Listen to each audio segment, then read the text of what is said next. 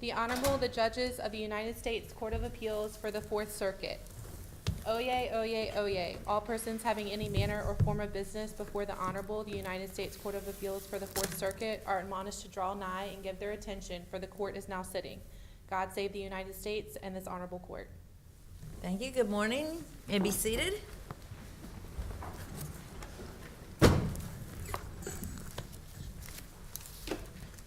Welcome to the Fourth Circuit. We're ready to hear argument in our first case, United States versus Tyrone Davis.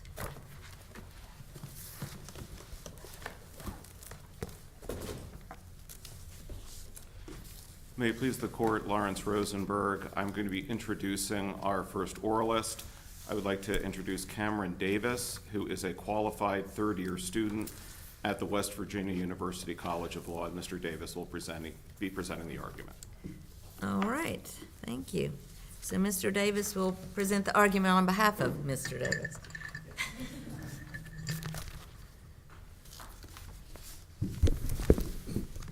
May it please the court.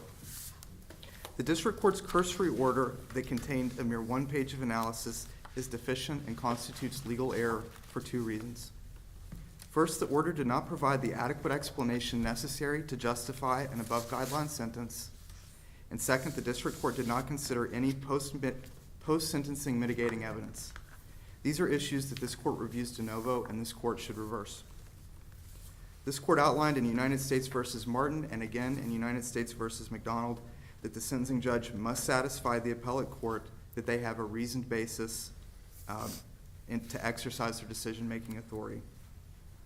The United States Supreme Court in United States versus Dillon outlined a two-step method. Both parties agree that the first step is satisfied, but at the second step, the quote from United States versus Dillon is that it's step 2, 3582C2 instructs a court to consider the 3553A factors. This necessarily includes 3553A6, and the district court judge did not address sentence disparities at all in their order. Well, does it matter that this is not an initial sentencing, this is a resentencing? It does matter, Your Honor, but the district court judge still has to explain how they came out the way they did and why this particular criminal defendant should be sentenced differently from other similarly situated defendants who commit the same offense. So what are the similarly situated defendants that Mr. Davis gave to the district court below, and as comparators, right? Because he's responding to arguments. What are who are the similarly situated defendants that he pointed to in this proceeding? Your Honor, he didn't point to any additional similarly situated defendants. However, So do you think the district court has an obligation to go to the sentencing commission and acquire that information? What disparity information was the district court required to do here? Your Honor, our sole point is that if Mr. Davis was sentenced after the guidelines went retroactive, or after the retroactive guidelines went into place, he would have received a different sentence. Why? Because the He would district... have had a different guideline. Seems like to me what the district court judge said here is that he would have gotten the same sentence because he's a bad dude. No, Your Honor. At the first sentencing, the district court judge explicitly tied that sentencing to the guidelines. He said that he wasn't going to do an upward departure or an upward variance, and that's a J54. So the district court judge initially tied Mr. Davis's sentence to the guidelines. And you read that, you say that we should read that to say that in doing so, had the guidelines been different, the district court would have necessarily followed those guidelines. Yes, Your Honor, that is what we're saying. And that's the implication, just from what you've got, you think that's a necessary implication. Yes, Your Honor, and the district court judge goes on. He says, and this is also again quoting, the reason that he's not doing an upward departure or a variance, and that Mr. Davis's best argument is that the mental health issues, the IQ issues, the ADHD, the bipolar, that's what's driving the bus, meaning Mr. Davis's behavior, and that's why he was not going to do an upward departure or a variance that the government recommended in the first instance. And so when you take that, the fact that the district court judge explicitly sentenced him to a within the guideline sentence. If we reject that premise, so if I just don't think that's like an accurate way to think about a district court who sentences somebody to a given term based on the full balance of inquiry, that necessarily means that were the guidelines different, that he would have applied the lower guidelines instead of the 70 months, which he found to be no greater than necessary to serve the ends of sentencing? Does that eliminate this argument? Is this the premise of the argument? This is a premise, Your Honor, and it's a factual inquiry, and the district court judge here, all we can say is he did rely on the guidelines in the initial sentence. He also, during the original sentencing. But you don't think he didn't rely solely on the guidelines, right? Yes, Your Honor, we do. We think that he sentenced him to a within the guideline sentence. He said as much. And you think that that was based solely on the guidelines, Yes, Your Honor. without the consideration of any other 3553A factors? Well, he used the 3553A factors to determine that this was a within the guidelines type of offense. Given the 3553A factors and the mitigating evidence. That means that he didn't just rely on the guidelines, though, right? That is correct, Your Honor, but he did explicitly say that this was going to be a within the guidelines sentence. He wasn't going to do an upward departure variance.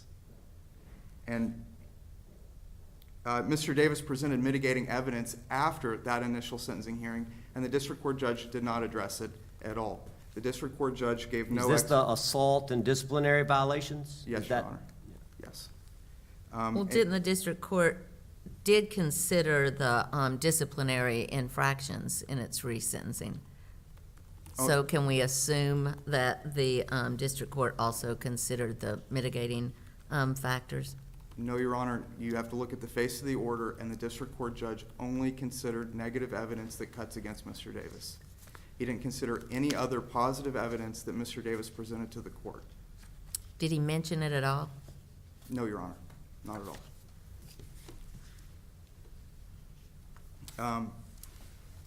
And your position is that in this type of a proceeding, that the district court must expressly mention each argued mitigating evidence. That's your position. Yes, Your Honor, every non-frivolous argument that is. Must be expressly mentioned. Yes, Your Honor. And do you have case law supporting Yes, that? Your Honor, we do. This court and Martin and McDonald both say that when a criminal defendant presents mitigating evidence. I think the words are a mountain of mitigating evidence, right? Don't we have Well- plenty of cases where there wasn't a mountain, and we said you don't have to explicitly list every single piece? There's a presumption, I think, that works, doesn't it?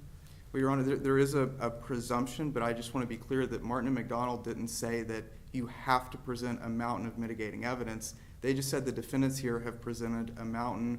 It's been called a host of mitigating evidence. It's just been called mitigating evidence as well. They didn't say you have to have 2 decades of mitigating evidence in order to rebut the presumption. And I think that presumption relies on United States versus Legree. And United States versus Legree, it limits itself in 2 very important ways. In the sentence that says a district court's consideration of a defendant's arguments, immediately after that, there's a parenthetical, United States versus Davis, that says in non-departure cases, absent contrary indication, it's presumed a district court addresses the arguments.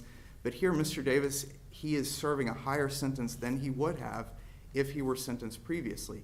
So Legree doesn't stand up there, and also Legree expressly says that Mr. Legree, the defendant, did not present any mitigating evidence, and he could have.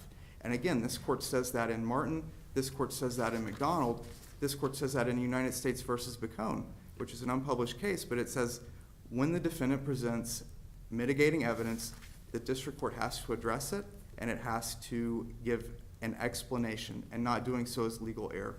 Both of those things occurred here. The government's argument effectively, and the government's broad reading of United States versus Dillon, effectively forecloses appellate review. The very broad language of Dillon that a 3582C2 proceeding is not plenary resentencing goes to the holding that a district court doesn't have the authority to reduce a criminal defendant's sentence below that of the amended guideline range. That is where that language comes from. And then the Supreme Court in United States versus Chavez Meza says that in some cases, more explanation is necessary, and that just because these are 3582C2 proceedings, the government does not automatically win. What was the order like in Chavez Mesa? Your The Honor, district the- court's order? The order in Chavez Mesa was a court form. It was a form order where the district court checked a box that said, I've considered the 3553A factors. Did he have mitigating evidence from after his sentencing? He was attempting to receive his GED, Your Honor. But I do. Did the court talk about that in its form order? It was, no, Your Honor. And the Supreme Court said that was okay? Your Honor, the Supreme Court said that was okay, but the Supreme Court also spent pages noting that in that situation, the defendant received partial relief, which we do not have here. The defendant there got nearly everything that they were asking for, and in that circumstance, Why does that distinction, I mean, that's like a Tuesday-Thursday distinction, right? I took Judge Rushing's point to be, you have advocated a rule that says, at the granular level, the district judge must address every piece of mitigating evidence that's non-frivolous expressly, right? It must talk about it, right? It's got a little tick box. It's got to go through and say them. And obviously, that didn't happen there, right? So the distinction that he got some relief or not, if your rule is there's a procedural requirement that the district judge has literally got to tick through every piece of evidence, like tried to get his GED, right? Like maintain job, right? And address each one of those expressly, then Chavez Mesa would have to come out differently. Like the rule you've suggested would require the Supreme Court's decision to have come out differently. I don't think so, Your Honor, because 3355A6 was not implicated there. We do acknowledge that. I'm sorry, explain why that matters? Because the defendant there got nearly everything that they asked for, And why does that implicate A6? because he was sentenced, the effect of the grant was that he got nearly everything he asked for. He was sentenced But with. why does that affect A6? Like who are we comparing him to? We're comparing him to what would have happened if he were sentenced on the retroactive guidelines, Your Honor. And I. But A6 addresses like sentencing disparities, right? So you got to point to somebody else that's similarly situated. Your Honor, we don't think that you have to actually find people and say that these people were sentenced differently, and therefore we just think that it creates a situation where Mr. Davis is sentenced differently. But how do we know he's sentenced differently if you're saying you don't have to provide other examples of different sentences? Based solely, Your Honor, on the fact that Mr. Davis would have been sentenced differently, it creates the possibility that if criminal defendants who conduct the exact same behavior and have the exact same background as Mr. Davis, he would receive. But how is it that we know he would have been sentenced differently? Because the district Just- court judge, oh, sorry, Your Honor. Go ahead. The district court judge explicitly sentenced him to a within the guideline sentence. And I'd like to. Oh, okay, that's just back to to- your initial. Oh, sorry. Go ahead. I was gonna say, just to clarify, this is the same district court, right? This district court said 2 years ago, 70 months is right for this defendant. 70 months is appropriate, it's not more than necessary, but enough. And then 2 years later, this same judge denies the motion to reduce the sentence and concludes that 70 months is still appropriate. That is correct. It's the same judge, but the judge necessarily could not have considered the post-sentence mitigating evidence. Yes, Wait, it necessarily could not have? Correct. Why is it that it could not have? because this court has said that when the original sentencing judge rules on the 3582C2 motion. No, but at the time, there were two decisions, right? The judge said 70 months was right both times. And the second time, right, in this sentencing, I thought you were saying he could not have considered the post-sentencing mitigation evidence. He has to talk about it, Your Honor. We don't know if he considered it or not. When you said that the district court judge could not have considered the sentencing mitigation, you were talking about in the initial sentence. Correct, Your Honor. Yes. Whenever the district court judge originally sentenced the criminal defendant, then after that point, the district court judge doesn't have a special familiarity with the mitigating evidence from that point forward. And they have to address it in the order, and they did not do that. But isn't it significant that the district court judge did have a familiarity with this particular defendant and his history and circumstances. It is, Your Honor, and it's also significant that the district court judge outlined ways that Mr. Davis could rehabilitate himself in the original sentencing. Mr. Davis went to mental health, and he's responded well to mental health, and he I hasn't. thought the district court said he's demonstrated a lack of adequate rehabilitation. In the court's order denying relief, the court actually found a lack of adequate rehabilitation. That's our point, Your Honor, is that you can't evaluate that sentence unless you see the district court judge weighing mitigating evidence versus the offenses that Mr. Davis had in prison. You can't do it on the face of the order. Wait, so we have to disregard, so the district judge got everything before him. He concludes this guy is not rehabilitated, and you think that we have to say that we should ignore that because he didn't tick through the sort of allegedly mitigating factors that were raised? Your Honor, we're not, oh, sorry.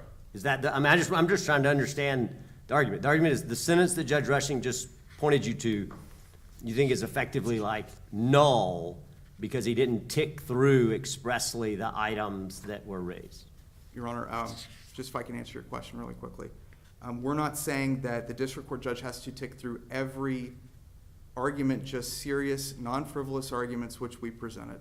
The district court judge. So yes, so every Yes. non-frivolous argument, because he didn't say the word GED, the conclusion that he was not rehabilitated, we have to disregard. Maybe even referencing the fact that Mr. Davis has conducted substantial rehabilitative efforts in his time in prison. How much they have to say. Okay, you have some time on rebuttal. Thank you, Your Honor. Thank you.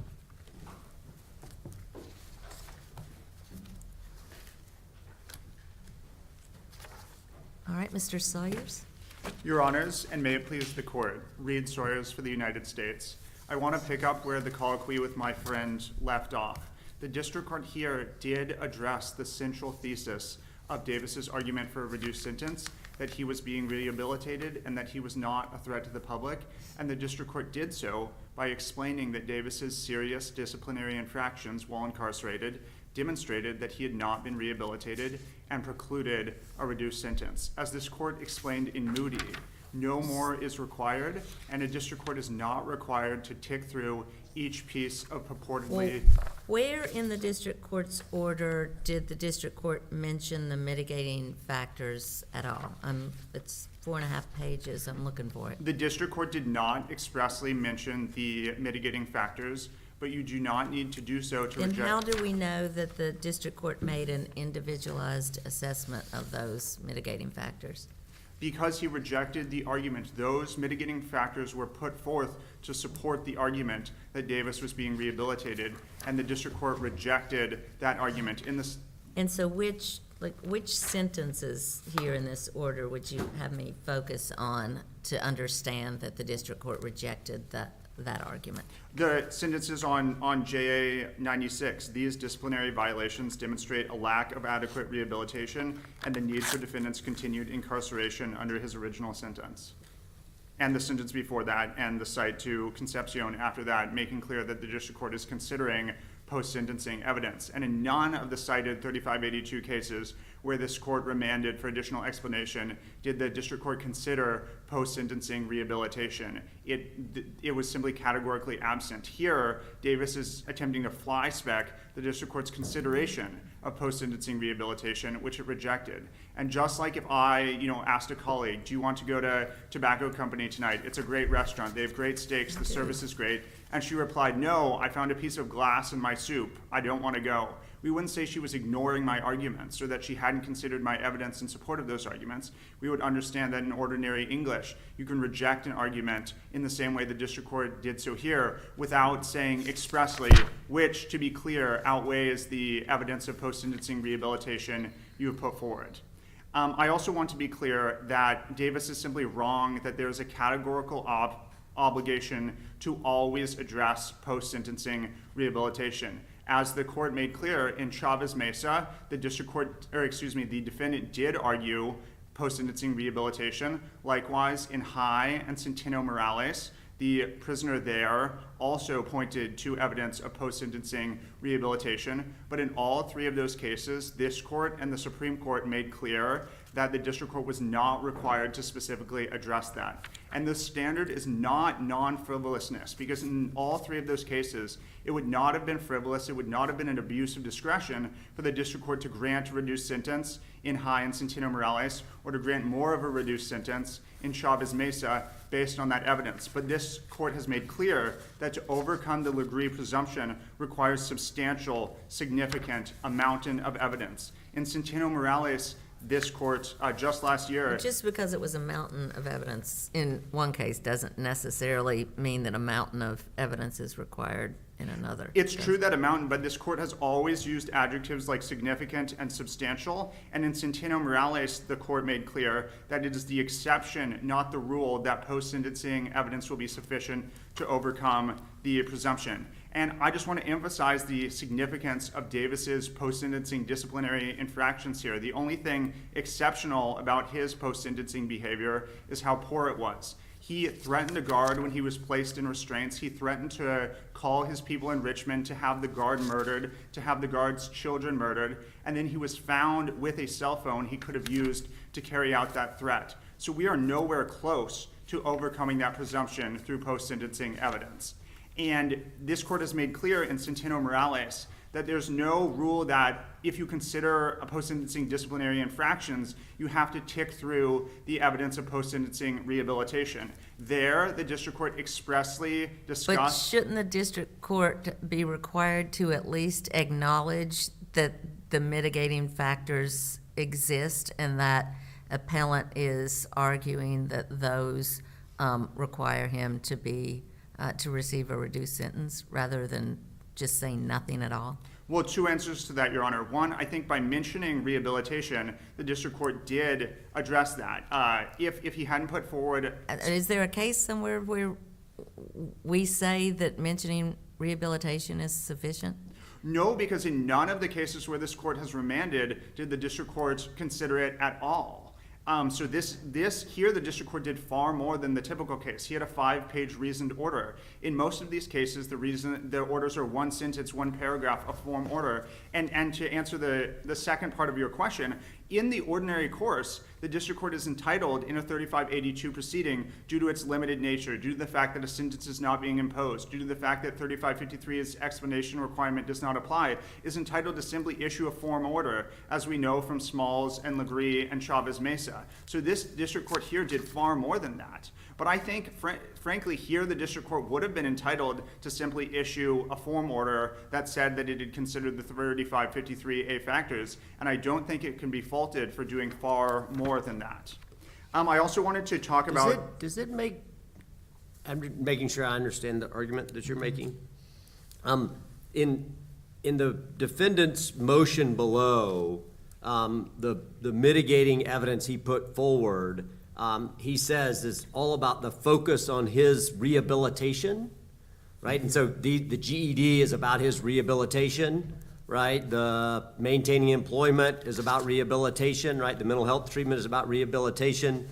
The plans, I don't know whether this is considered mitigating, but he has plans to get a CDL, right, is about rehabilitate. Like, these are all things that he's putting forward under the bucket of rehabilitation. And then the district court obviously rejects that and says, in fact, the evidence shows that he is not rehabilitated.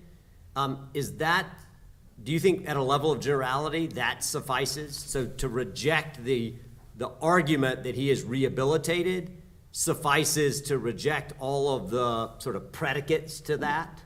Yes, Your Honor. I think two things. One, Moody made clear that a district court need only address the central thesis of a defendant's argument. It need not tick through all the supporting data points. So I agree absolutely that by rejecting the broad argument, you reject all the supporting data points. And so just to make sure I understand that, it might not matter, but it would require a different argument if his mitigating arguments supported different theses. So hard to imagine here, but like imagine he talked about the need to support a child, right? And then he also talked about this rehabilitation piece.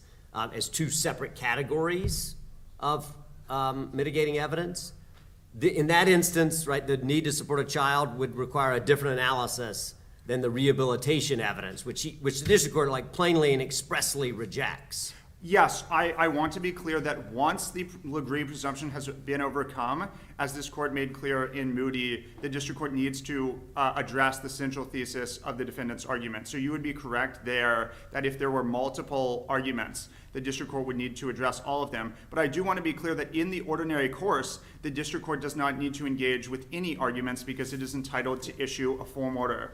And I want to get to that. Davis is simply wrong that there is a categorical explanation requirement that applies to 3582 proceedings. This court has rejected that precise argument in Peters and Smalls and has made clear that in order to overcome the presumption, you need substantial, significant, exceptional evidence, as I've discussed previously. On the A6 issue, the Supreme Court in Gall made clear that by properly calculating the guidelines range and by discussing the guidelines range, a court has sufficiently considered A6. Here, defendant did not make any specific A6 argument below. He did not mention A6. He did not mention disparities. And the district court in his order said that he considered the impact of the revisions to the sentencing guidelines. He calculated the amended guidelines range. So I don't think any additional consideration on A6 would be required, even if we had somehow gotten past the Legree presumption. On the Legree presumption, Davis is simply wrong that it does not apply where the original sentence is above the amended guidelines range. In Smalls and Peters, this court made clear that it stems from the limited nature of the 3582 proceeding, not from anything having to do with the guidelines, and consequently it applies to the first step, which there in Peters was about whether the district court had made a drug quantity finding, which obviously it triggers the guidelines, but has nothing to do with the guidelines. And in Davis, the 2024 case Davis, this court applied the presumption to the first step of compassionate release, extraordinary and compelling reasons, which again typically has nothing to do with the guidelines range. We also cited now to be clear, in Davis, the court ultimately found the presumption overcome based on the defendant's exceptional rehabilitation there. He had completed 10 courses. He had no disciplinary infractions for a period of 8 years. He had documentary evidence, glowing letters, and the huge gap between his original 210-month sentence and the amended 92 to 115 months guidelines range. But the fact that the court found the presumption overcome just demonstrates that it applies in the first instance, even where the original sentence is above the amended guidelines range. Likewise, we cited in our briefs May and Robinson, and if you look to the district court dockets, the district court orders there, docket 322 and 45 respectively, you can see that those sentences were above the amended guidelines range. So the Legree presumption applies regardless of where the original sentence was. If your honors have no further questions. All right, thank you. Thank you.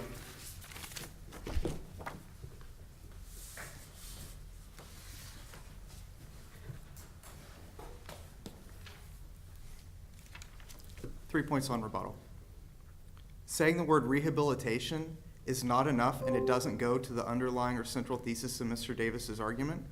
Mr. Davis is... So what is the central thesis of Mr. Davis's argument when he talks about, sorry, I just put it down, but getting a GED, keeping a job, and doing mental health treatment? Because the actual briefing says that that's about rehabilitation. What do you think it's about? Some of those go to rehabilitation, Your Honor. We believe it in some way it can be his rehabilitative mental health, but it's more specific than just rehabilitation.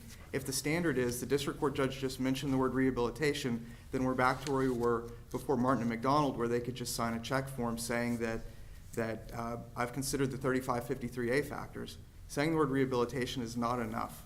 And if a defendant... No, but back up. So what I'm asking is I understand your conclusion that you think this is not enough. What I'm asking is, the arguments that were put forward, let's use GED, maintained employment, and began mental health treatment, right? I read those based on the, briefing that Mr. Davis filed below to be all about rehabilitation, right? Sentence me to less time because I've shown good rehabilitation. GED, employment, and mental health. They reflect some rehabilitation, right? That seems to make sense. You stood up, and I thought you were saying is that, no, they're not about rehabilitation, they're about something else.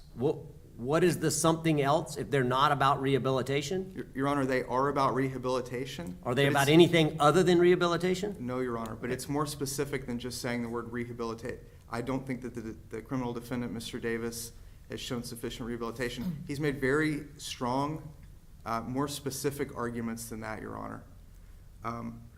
And also, I And just. those, and those strong, or is that he enrolled in GED courses, whether he attended or passed them or did anything in them is unknown, that he maintained employment, and that he began, although may not be continuing, mental health treatment. Those are the strong arguments that he enrolled in GED, he began mental health treatment, to what extent or for how long, we don't know, and that for some period of time, he maintained employment.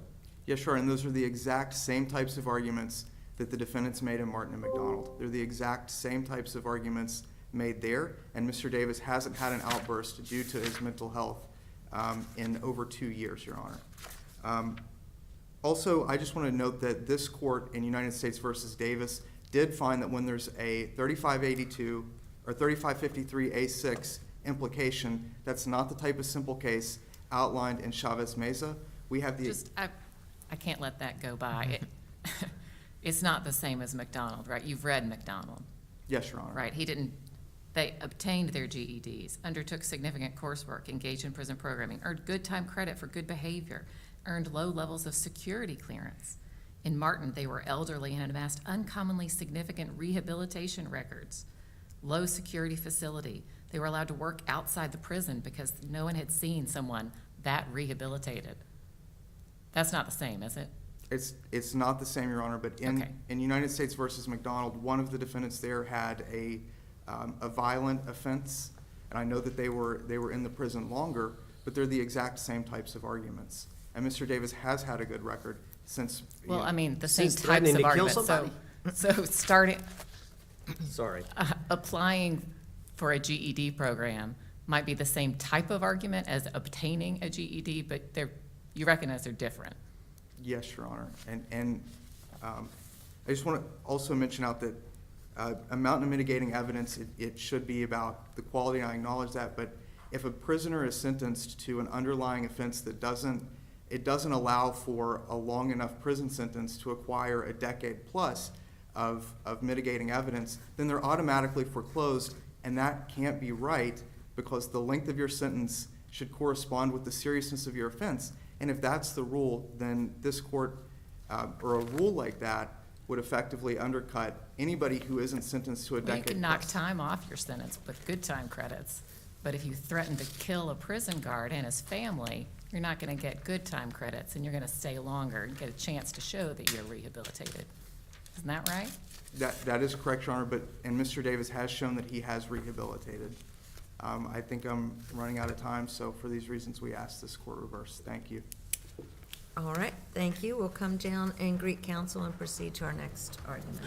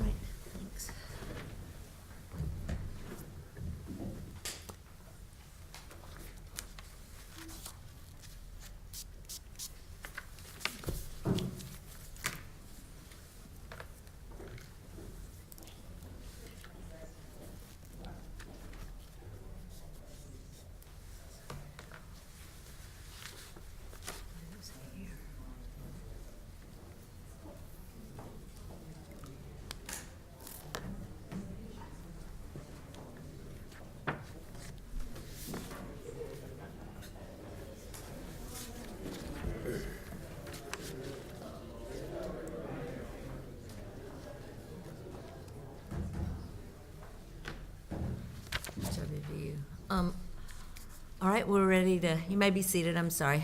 And we're ready to hear argument in our second case, Hicks versus Ames. Thank you. Good morning, Your Honors. Before we begin, Steve Alania from Washington University School of Law in St. Louis. It's my honor this morning to introduce third-year law student Lawson Sadler from WashU Law, who's appearing under this court's Rule 46A. She will be presenting the argument for Mr. Hicks this morning. All right, thank you very much. Ms. Sadler? Good morning, Your Honors, and may it please the court. For 27 years, Mr. Alan Hicks has waited for state courts to vindicate his federal rights. Now, the district court should hear Mr. Hicks's habeas petition on the merits because the ineffectiveness of state court proceedings warrants excusing exhaustion under the text and purpose of AEDPA. There are two avenues by which this court may reach the correct result. The first and most straightforward way is based on the first 15 years of delay in this case. Because during this time period, the state utterly failed to act on Mr. Hicks's habeas petition, and the structural due process violation of a conflicted judge is presumptively prejudicial. The second is based on the full 27. Is that, before, I want to go to the second, but there's a tension there, right? I get the idea of if you have a former prosecutor acting as your judge, that seems like a problem. The challenge here is that he didn't seem to be acting as a judge at all. And so we've got a little bit of a tension in your argument, and I just wonder whether like that matters if we really are trying to focus on, I'm not sure this is where you ought to focus, but if you're really focusing on that, it's a little hard to say that in those 15 years, he acted in a judge in any meaningful way. Your Honor, Judge Spalding did act as a judge because he had a responsibility both under federal law and under state law to do two things: to recuse himself or to act on Mr. Hicks's case. And so that inaction is still a problem and is in its own effect an action because it creates prejudice against Mr. Hicks for 15 years. So while I understand your concern that Judge Spalding didn't do anything in Mr. Hicks's case during that time period, that is the problem, Your Honor, because Judge Spalding had that responsibility, and that is why it is presumptively prejudicial against Mr. Hicks. But, Your Honor, if you would like to look at the second option that is before this court, that is the full 27 years of delay. And so when we look at the text of AEDPA, the text of AEDPA supports excusing exhaustion for Mr. Hicks at this time after 27 years because state proceedings are ineffective to protect his rights. And so for these reasons, this court should reverse and remand because these egregious circumstances must be addressed after 27 years. How are we supposed to analyze a situation like the first 15 years, and then this happened a few other times later in the sequence where nobody does anything? So, Mr. Hicks filed this petition. It looks like what happened is his TRO was denied, and there was a clerical error that's made everyone think the whole petition was resolved. But for 15 years, the court didn't act on his motion for counsel or any of that. But he also didn't follow up and, after a year or two or three and say, hey, I have a PCR motion pending that I want you to address. How do we evaluate that under the standard of ineffective to protect his rights? It doesn't strike me that state processes have proven ineffective if someone just files one document and then never pursues their case. But how are we supposed to evaluate that? Your Honor, first, there's two answers to that question. As to the first issue you're mentioning with the temporary restraining order, and it appears that there was a clerical error, as the state suggests, that is still a failure of the state, Your Honor. And so at that point, it is the responsibility of the state to correct that error. But surely EDPA, the whole, EDPA's and these requirements for exhaustion are trying to limit federal courts from interfering, to give a state court a chance to resolve these matters themselves, because they also can apply the Constitution. So it seems odd to say, well, EDPA means the state court makes a clerical error and doesn't recognize it, then, everything's out the window and federal courts can rush in. that doesn't seem to me to mean it's ineffective. It means somebody made a mistake. I understand, Your Honor. However, we have more than just one clerical error here. We have decades of errors by the state, and we have decades of time at which the state should have acted on Mr. Hicks's habeas petition and did not. So this court need not create a holding that would allow petitioners like Mr. Hicks to flood this court with litigation. Can be a very narrow and exceptional case, Your Honor, because One would hope this is an exceptional case where the state appears to me to just have been woefully inadequate at every turn. And I'm sorry, I interrupted your question. Oh, no, one other question I had about ineffective to protect the rights is, it looks like the PCR court set a deadline for Mr. Hicks in January 2019. They set a deadline of July to file a second amended petition and said, I'm gonna act on this by September 2019. But he never filed a second amended petition, and instead he filed a habeas petition. So the court gave him the opportunity to amend a second time. He didn't do it and instead came to federal court. Again, how do I interpret that through the lens of 2254's requirement that the state procedures be ineffective, right, incapable of protecting his rights? Your Honor, I would say in regards to that 2019 scheduling order, that was a failure of the court-appointed counsel, specifically court-appointed counsel Hostler. I would point to page 584 of the joint appendix there to see that it was Mr. Hostler who continued to ask for these continuances and failed to meet the scheduling order. And also, we see that the scheduling order was just continued by the state for no apparent reason as well. So, yes, there are certain issues we see that Mr. Hicks was unable to file. It's hard to say, like, there's no reason when one way to interpret this sequence of events is that the state court is giving him every possible opportunity to file and amend and make as many arguments as he wants. They're giving him extensions. He's had a lot of trouble with counsel, keeping counsel, giving counsel the materials they need, and the court is being overly solicitous in trying to give him an opportunity. We don't sit in judgment of how state courts operate their systems. At what point are we allowed to declare, well, this is just this is incapable of protecting his rights if there's still a docket where things are happening?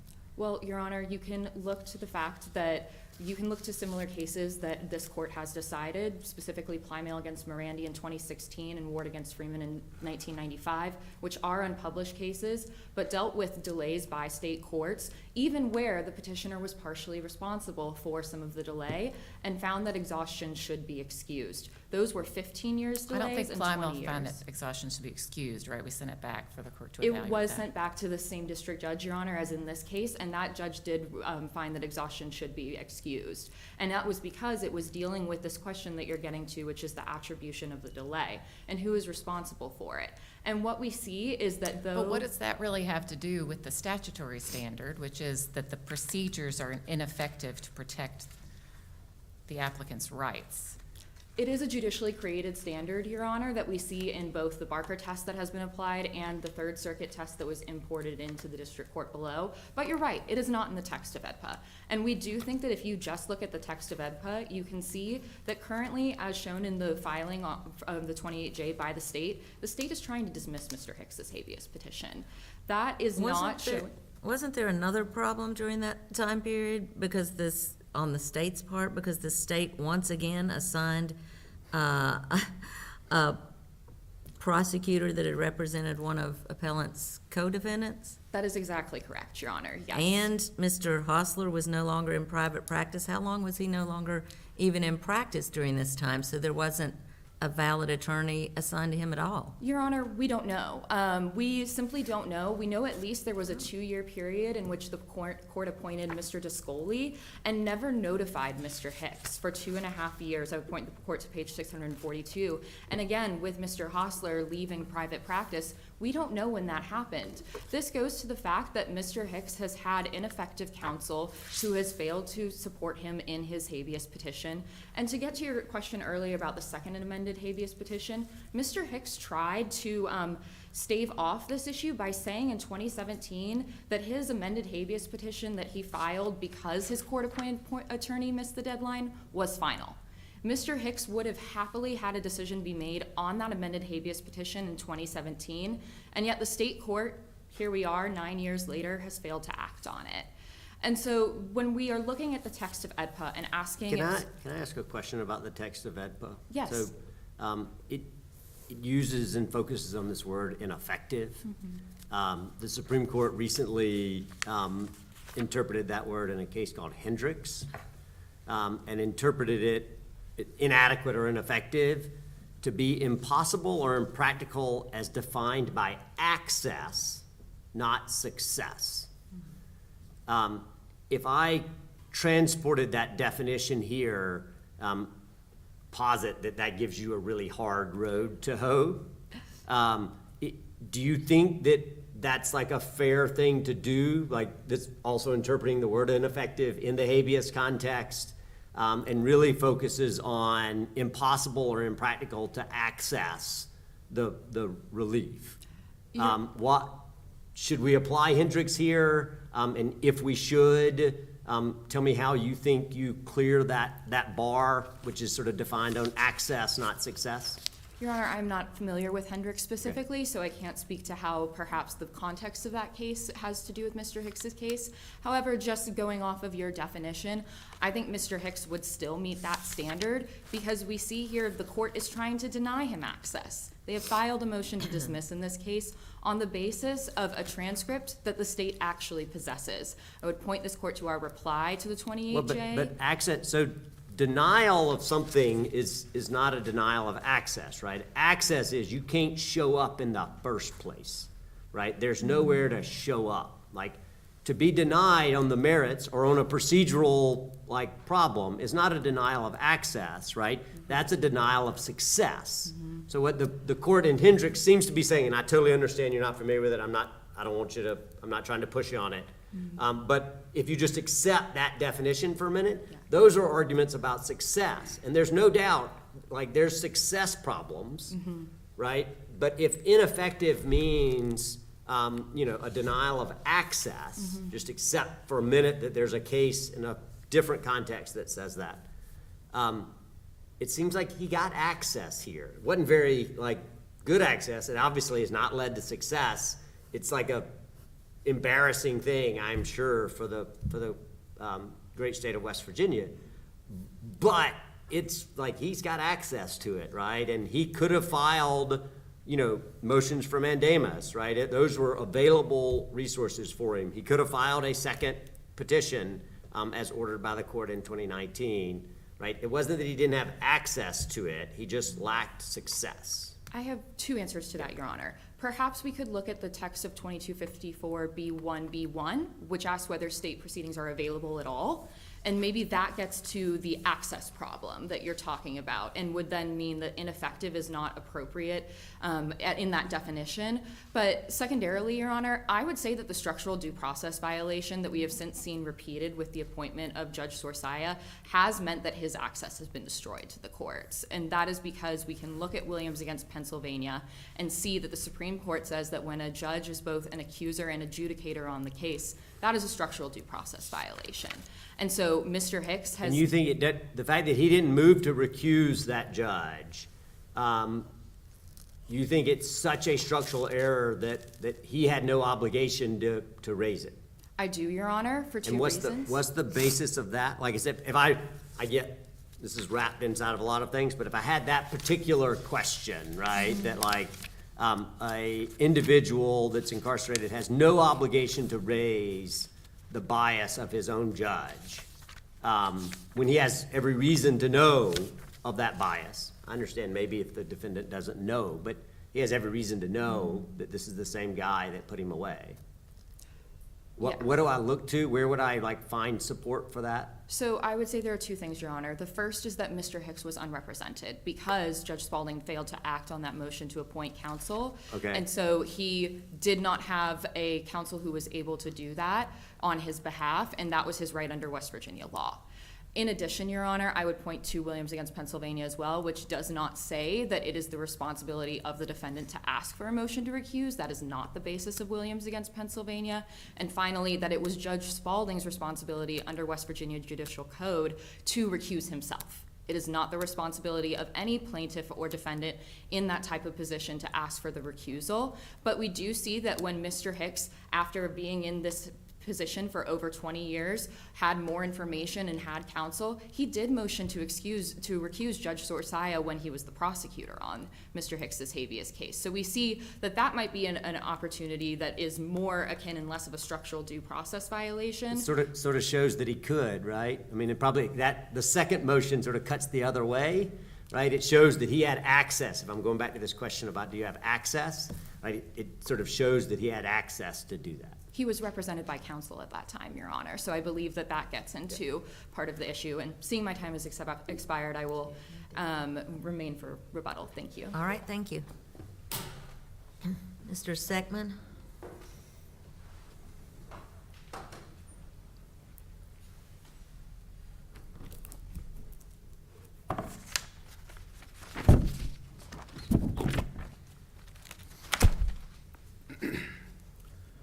Good morning, and may it please the court. My name is Caleb Seckman on behalf of Respondent Ames. This court excuses exhaustion only in rare, exceptional circumstances of peculiar urgency. As you heard, petitioner Is raised- this not exceptional? Does this happen all the time in West Virginia? We don't believe that this is exceptional in these, enough It's to not overcome- exceptional. These circumstances don't come up in West Virginia, but they're not the kinds of circumstances that excuse exhaustion. They point to petitioner points to two things: the length of the delay and the presence of a past And conflicted. the length is what, almost 30 years? 28 years, Your Honor. But without more, a delay itself is not enough, and the remedy for the conflicted judge has been provided. So starting with the delay, as Your Honor seems concerned as well, the state admits that this is a long case. The state does not attempt to say that it's not. But petitioner needs to also show. Who's responsible for the majority of the delay? The majority of the delay, the beginning period, would be the state's responsibility, that first 15 years. 15 years. Exactly, Your Honor. But since 2012, we're nearing 13 years, and that's largely attributable to petitioner at this point. Why? So it's responsible for him because starting in 2012, when he finally contacts the court again, he is almost immediately unable to work with the counsel assigned to him. And each of his, or four of his counsel have said the same thing. They've said that I don't have the records I need to represent Hicks in his case in the way that he has framed it, and the saying that he is relying on these documents. And that's Hicks's fault. Is that the because trial transcript? It's the trial transcript. Doesn't the state have a copy of the trial transcript? So, Your Honor, by all accounts, that transcript is not the official version. But the state does have a copy of the trial transcript? It's got a copy of what appears to potentially be, but Hicks has based his case on other things as well. He said, I have a full certified copy of the proceedings, and he said that this is what I'm basing my case on. And we can see that pretty clearly with Attorney Rosen.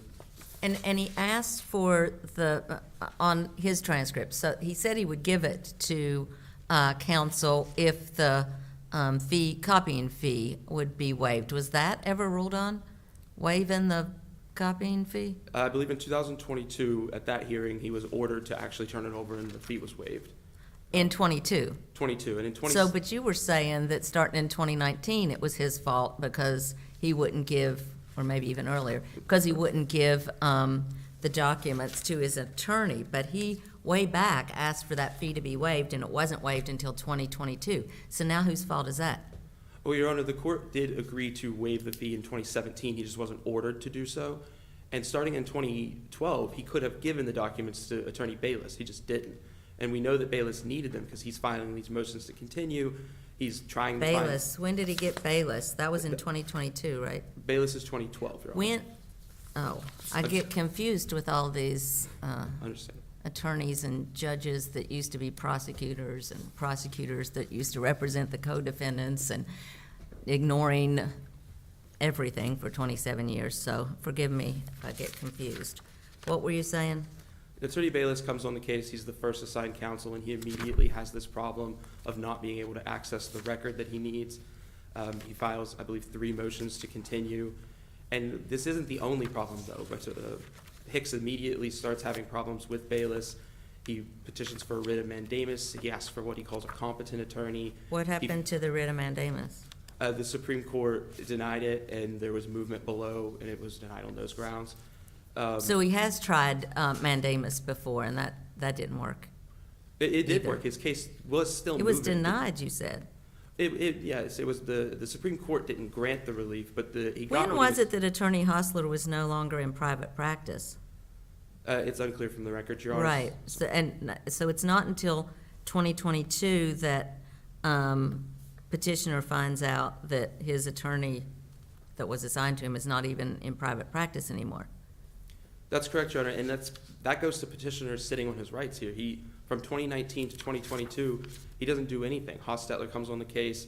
He says, "Look, I need." Hostetler is the one who didn't do anything. Hostetler did his best. He came in. He said, How what do you know he did his best? Because he came in and he told the court the same thing that Rosenbleed was saying. I can't get these records. He filed, I think, 3 motions also to continue. He even went and visited Hicks in prison and said, "I need." You credit an attorney for visiting his client in prison? Your That's Honor, really trying? Your Honor, Shouldn't a client visit their attorney and communicate with them? the visit alone isn't what I'm trying to Well, the way reference. you said it was he even went and visited him, I apologize. like Your that Honor. was some noble effort. I apologize. It may have been on his part, I can't tell. He visited him and asked for the record, and that's the significance of the visit, Your Honor, is that Hostetler goes and he says, "You have these records. You keep telling everybody you have the records, and that's what your case is based on. I need them to represent you." And in petitioner's own words, Hicks's own words, he says, "I refuse to turn them over to a man I just met." And that he said Hostetler was extremely upset about this. And so, Because he only had one copy, right? Because the copying fee needed to be waived. the copying fee was waived by that point, Your Honor. Where, and I think you said it was waived in 2017. Where is it? Where can I see that on the I believe it's record? in 2017 it's JA 546, maybe 7, Your Honor. Okay, That's the hearing. thanks. And so these attorneys have all said the same thing.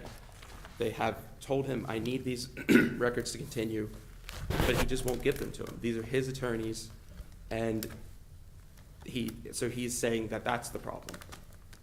But even accepting that these attorneys are the problem and not petitioner, if their counsel is the No, problem. I think the state is the problem.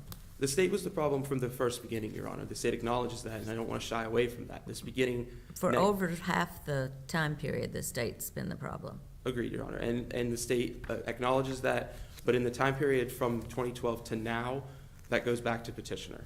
And if it doesn't go to him, he's saying it was my counsel. They were inadequate.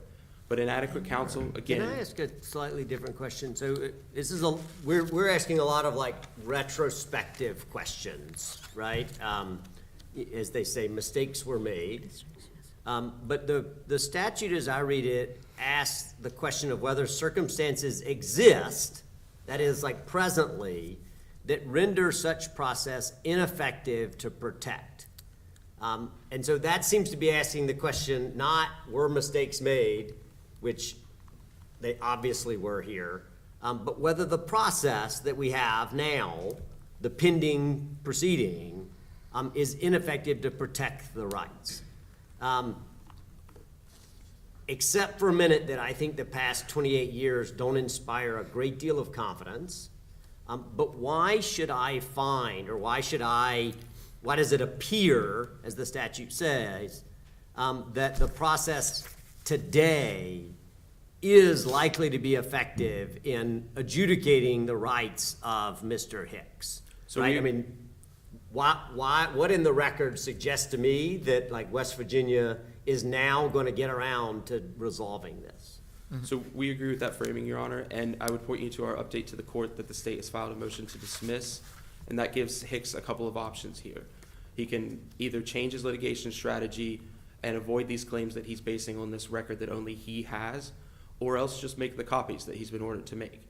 Either of those things would resolve that, the state would be able to respond, and the case would go on. And how long has Hicks been given a time frame to make that decision? Not yet, Your Honor, there's just the motion, the court hasn't ruled on it. Okay.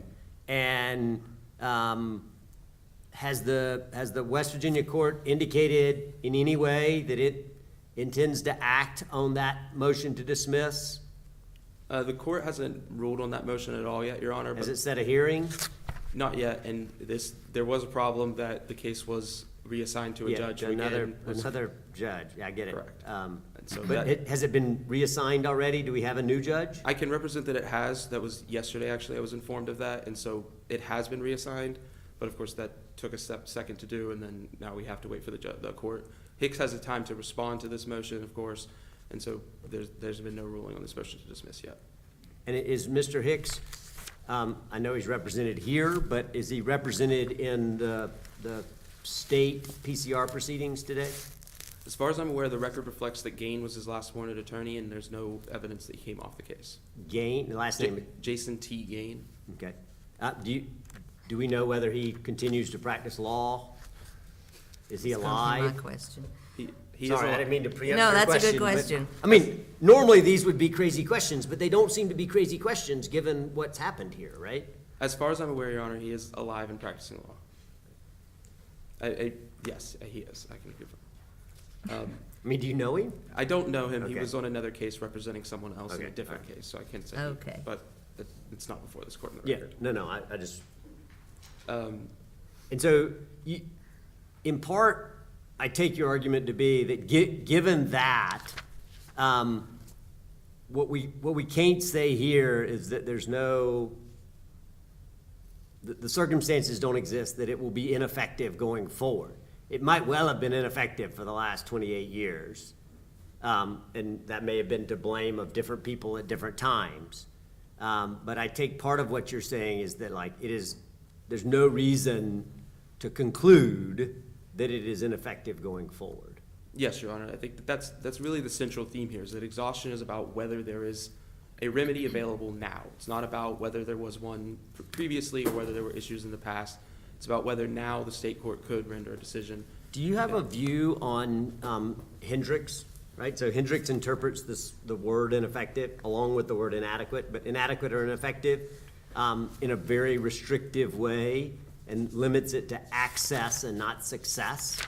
And you might, if you sort of imported that definition, I'm not saying you should or shouldn't, but if you did import it, it would obviously create quite a problem for Mr. Hicks. Do you have a view on Hendricks? Are you familiar with it? If not, don't make one up. This is not a quiz game, right?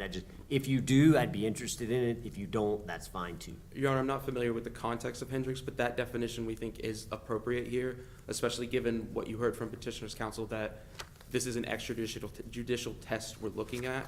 And so given the context of EDPA, the comity issues, the federalism concerns, it should be read restrictively. It should be about whether this is impossible and not just whether it has gone the way a petitioner would want. I looked on all those pages you gave me before and on pages surrounding it. I can't find where the court, and maybe the court did at some point, waived the copying fee for that transcript that it ordered in whenever 2022 that he turned over. I apologize. I may have been mistaken then, Your Honor, but I thought that. Mistaken in the page sites or mistaken that the court had actually waived the fee? I thought that in that hearing, the court had said, we'll get that waived if we need to do that. But I apologize if. We'll get that waived if we need to do that. Is that a court order waiving the fee? Saying we'll get that waived if we need to do that? So that's not a formal court order, Your Honor, but it shows that the court was willing to work with him. And there's nothing from Hicks that shows he ever did anything after that. What's he supposed, the court even in the language, we'll get that waived if we need to do that. Yeah, we need to do that. He keeps saying, I'll give the transcript if the copying fee is waived. And it's never waived. And then he's ordered in 2022 to give it over. Your Honor, I believe that reflects the court's willingness to work on him. Maybe it could have been more careful in that language, but we see Hostetler goes. He tries to get these records so that he can make copies of them and review them, and petitioner refuses him as well. And so I think. Right, because the fee hadn't been waived. Well, Hostetler would have covered that fee himself at this time. I mean, he was representing him court appointed, so I don't think that reflects petitioner saying, I can't afford to do it. I think it just is a matter of him not cooperating as he hadn't with Rosenleib, as he continued not to with Hostetler, and then again with Gain. And we've talked a little bit about these time periods where petitioner did nothing, and we think that that's important here because EDPA actually requires a petitioner to be diligent in pursuing the factual development of But their- it's not important when the state did nothing for 15 years. It's important, Your Honor. Well, for and- more than, in my opinion, for more than 15 years, but I for the understand. for the majority of the time delay. Your Honor, in the EDPA context, the burden was on a petitioner to develop that diligence, so we, as far as sitting on his rights, we think that that's an important note there. From 97 to 2012, the state, of course, accepts responsibility, acknowledges it's to blame largely for that portion of the time. But there's two things there. First, there's no evidence of malfeasance on the state during that time. It appears to be negligence, which is, of course, not a good thing, but it's a neutral reason that the courts have called that, and so when you're weighing it, it's weighed less heavily. But also, petitioner did nothing either. As Your Honor's pointed out, he didn't file anything with the court, he didn't send a letter, and we know that they were available because when he did in 2012, the court responded. It appointed him counsel and things got moving. Can I just make sure that you're not making two arguments that were available to you, that you either chose not to or did not for whatever reason, but I just want to make sure. So the certificate of appealability here was defective, just accept that as a baseline. You have not argued that it was defective and that requires action on our behalf. Is that right? Your Honor, no, we do think that we shouldn't consider this second issue of. Yeah, Judge- no, I get the scope of the COA, that's a separate issue, and we can talk about that. But the COA itself is defective. We don't have to get into the nuance. I'm just asking, you're not arguing that the COA in total is defective because it fails to identify a constitutional issue. Your Honor, we didn't make that argument in our Okay, briefs, but. just making sure. And then the second argument, you raised a statute of limitations argument below, and the district court rejected it, and you have not raised that issue on appeal either. So in other words, that the statute of limitations that Mr. Hicks, federal action, is barred, and you've not raised that on appeal either. No, Your Honor. Okay. And you didn't object to that before the magistrate issued a recommendation, right? And you didn't object, and the district court adopted it. That's correct, Your Honor. And so there's these time periods where he does nothing. Again, we see the first one, and then again from 13 to 16, and again from 19 to 22, and even to now. We have this motion to dismiss pending. Like I said, it will give him the chance to do what he can to resolve this case. Turning to prejudice, there's also not prejudice from the delay in Hicks's case. His records aren't lost, he has them. So while everybody else doesn't have access, he certainly does. He has said that time and again. And his claims, moreover, are not the kinds that would require a great deal of factual development to resolve, but beyond what's actually in the record. They're the kinds of things that an appellate court would review de novo largely, and so the prejudice here is minimal as well. So under Barker, we think that the factors weigh against Hicks and should become, exhaustion should not be excused for that reason. And I want to talk a little bit about the Judge Spalding's presence as well. The state agrees that this was improper at the beginning, but this has been corrected. There's nothing else to do here. The remedy for a conflicted judge is to reverse rulings, get them off the case, and keep going forward. There's no precedent for saying that a former conflicted judge infects proceedings in a way that makes things later on excusable for exhaustion purposes. And the petitioner kind of hints at Judge Spalding intentionally slowing the case. We don't think that that's grounded in the record. There's nothing to suggest that. The state concedes that there was this potential accident. That's our best theory, at least. But there's nothing in the record to show that Judge Spalding intentionally tried to slow the case, deliberately tried to do it. And that's important because those are the kinds of cases you see where exhaustion is excused. Did Judge Spalding do anything? Judge Spalding ruled on that initial jurisdictionally improper, venue improper motion, and then from there doesn't appear he did anything on the case, no. For how many years he didn't do anything? He was on the case, it's not specifically sure, but the case goes to 2012. Sometime between there, it's reassigned. Judge Spalding dies, Your Honor, and is no longer on the case. So sometime between 97 and 2012, he is not on the case because we see this whenever Hicks goes to the court the case is being handled by a different judge at that point. It just appears that the record was closed, and so nobody knew to do anything, which again, the state concedes is a problem itself, but it's been corrected. The state is trying to move forward now. Hicks is to blame for 2012 onward largely. Where he's not to blame, it's his counsel. And the actions of counsel are imputed to the client. The Supreme Court made that clear in Brillin. This court's never held otherwise. And petitioners attempt to put a gloss on that by saying that Hicks needed to condone or personally cause these actions isn't based in any kind of precedent that would bind this court. Supreme Court has certainly not said that. Plymail doesn't say that. And they rely on a district court case that does admittedly use those words. But Hicks was trying to relieve himself of his woefully inadequate multiple attorneys. But for Bayless, he filed a state bar complaint against him, and Bayless was removed. For the other attorney, Descoli, he filed a pro se motion. He wanted to represent himself. Was that ever granted? No, Your Honor, that was not granted, and I think that it reflects. And he filed that because nothing had happened. He filed that in 2016 because nothing had happened between 2013 and 2016. So he filed a motion to proceed pro se to get things moving. Your Honor, it appears the district court didn't think he could represent himself at that point. But then you're blaming him for that delay when he tried to get something accomplished himself, rather through inadequate counsel, which at that time was Descoli, not Rosenlieb. You were going to tell me about Rosenlieb. I understand about Rosenlieb. I'm talking about up through 2016. If I may respond, Your Honor. Please. Your Honor, from 2013 to 16, Hicks doesn't do anything until that motion, and that's what kind of gets the case going again. Yeah, he did. He filed a bar complaint against Bayless, and Bayless was removed. Right, Your Honor. The post that after Bayless is removed, Descoli's put on, and that's where we get this period of silence. So that's when Hicks is quiet. And because this court strictly enforces these requirements, we ask that you affirm the district court's ruling. Thank No you. further questions. All right. Ms. Sadler?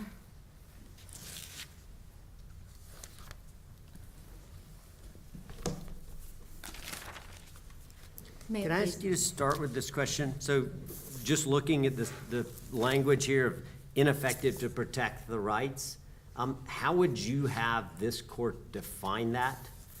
Other courts have defined it, it seems like, in a variety of ways, but how would you have us define it? Yes, Your Honor.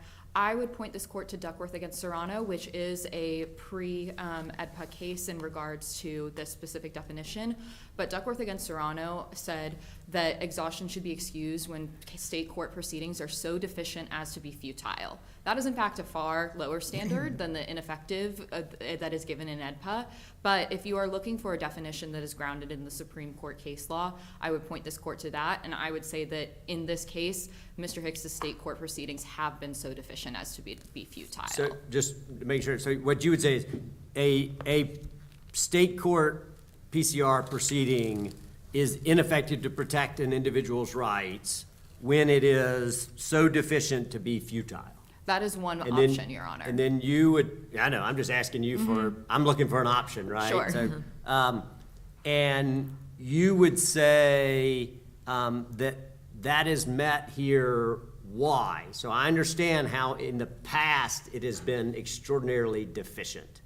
But I take this question to be a prospective inquiry, right? Not, has it been like terribly deficient in the past? Let me just say, I fully agree with that statement. That statement just doesn't answer the question, I'm afraid. So why is it that you think the state system as we stand today is so deficient to be futile? As we stand today, Your Honor, there's too much baggage in the Putnam County Court for Mr. Hicks's case to be properly adjudicated. We have seen that there have been 2 conflicted judges, that Mr. Hicks has had 5 inadequate appointed counsel, that the state has sat on multiple motions, ignored letters from Mr. Hicks, that there is just too, I understand that you want this to be prospective, but case law across the country says that this is a totality of the circumstances inquiry where we do look at the past state court actions because that indicates what the state will do in the future. And as you pointed out, the state has not set a hearing or any sort of timeline on the motion to dismiss. There's obviously quibbles between counsel about this transcript that the state does possess, but that they want Mr. Hicks' copy. And as Your Honor pointed out, they did not file an order in 2017 for that. So we can see The here. state says the copy they possess is not the official transcript. I mean, That may be the case, Your Honor. I would point, Your Honor, to Exhibit 1 of the district court's motion to dismiss, where there are 400 pages of the trial transcript, which appears to be whole and complete to me, at least for factual review. But, Your Honor, to get more to this question of AEDPA and what is Do you think required do here. you think in a slightly different case that a defendant could, for whatever reason, have the one thing that was necessary and could choose to just not turn it over? And then show up to federal court and be like, you get to review my stuff de novo because they wouldn't rule even though I'm the one that has the goods. While that is an extreme possibility, Your Honor, it, as a matter of common sense, does not pan out because why would an individual... Sort of a little bit seems like it's like what happened here. No, Your Honor, because why would an incarcerated individual want to continue to stay his state court PCR proceedings for decades? Mr. Hicks would like to be I don't know, but it released. seems like that's what happened. Now, I understand there's a copying fee issue, and maybe that explains it. It's not like obvious to me exactly why the copying fee matters, like you can hand it to your lawyer. I understand he didn't trust his lawyer, but that's like a choice that he's making. So it seems a little bit like he's just saying no. Your Honor, I would disagree with that as a matter of the record, and I would point, Your Honor, to our reply brief in page 23 specifically, which discusses all the ways that Mr. Hicks has acted affirmatively on his case. To get the transcript to his lawyer? He has or- offered it multiple times, Your Honor, in 2017, 2019, and 2023, and that we have at least in the record. And I don't know if he's continued to offer it since then, but and he's also moved to proceed pro se. he correct? has before because of how ineffective counsel has been, Your Honor. But what this case comes down to, and what you should consider when you're asking this question of whether AEDPA requires exhaustion here, is the comity interest of the state. The state gets one shot at adjudicating a federal right, as the Supreme Court has said in Duckworth against Serrano and O'Sullivan against Borkel. That state lost its one shot probably 2 decades ago. We see here that Mr. Hicks deserves a place to vindicate his federal rights, and that is the appropriate result in the district court. We ask this court to reverse and remand. Thank you. All right, thank you. And we note that you're court appointed, and the court very much appreciates your work on behalf of Mr. Hicks, and also Mr. Seckman's work on behalf of the state of West Virginia. We'll come down and greet counsel, and then we're going to take a 10-minute recess. This honorable court will take a brief recess. Those issues. Yes, Your Honor, I agree with the defendant on that point. It's the government's job to make sure that the agreement reflected the meeting of the minds between the parties at the time of the plea. We could have done better and we didn't, so I won't belabor that issue anymore. Thank you. And I do believe, Your Honor, for the record, that Judge Haynes was correct in finding that, or in denying the defendant's motion to suppress both the search warrant in Mississippi, and his motion in regards to the search warrant in South Carolina, the GPS warrants. But if the court has no further questions on the waiver issue and the legality of the Mississippi stop, then I'll move on to the good faith exception. Because the government believes that there is evidence in the record for this court, although Judge Kane did not directly, on an alternative basis, deny the defendant's motion under the good faith exception. I do believe there's sufficient evidence in the record for this court to do so. When we consider the factors, no claim has been made by Mr. Twitty that Special Agent Criswell was dishonest or reckless with the truth in his warrant application in South Carolina. There's no claim that the magistrate judge who signed it acted as a rubber stamp. I think the claim boils down to whether or not the warrant relied on illegally obtained evidence in Mississippi.